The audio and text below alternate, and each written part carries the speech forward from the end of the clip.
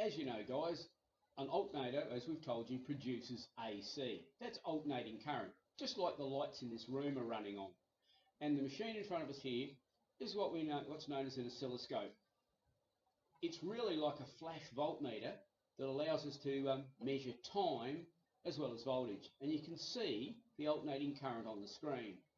That's the input to this particular circuit, and it's in your notebooks, and it contains just one diode. Now at the moment, I've got the leads connected up to the power supply. So we're taking our 240 volts, we're dropping it down to a nice safe level of about 12 volts, and that's what we're working with today.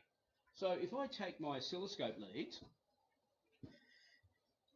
and I move them to the output side and see what's going on there, you'll notice what happens.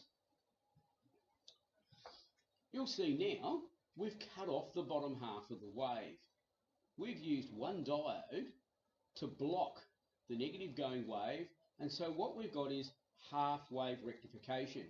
Now this is a pretty inefficient way to do business, but you will find it on some small trail bikes and very low power output accessory devices like auxiliary engines. Now in the world of alternators where we're working, we actually use 4 diodes per phase, and you'll see that we're working with 3-phase alternators. So I'm going to swap pieces of equipment and we'll see what happens. We're going to use the same input, the same sine wave, but now we'll connect it to 4 diodes. So I'll unplug my oscilloscope and just simply swap the panels over. Plug into my output, and if you look at the illustration, which is the same as in your notes, it shows you 4 diodes in what we would call a bridge. And now we've actually got all of our waves going the same way. That is single phase full wave rectification. And when we apply this to alternators, you'll see that we'll have a bank of at least 6 diodes, but there's a way of those diodes being shared between phases to give us the output we desire.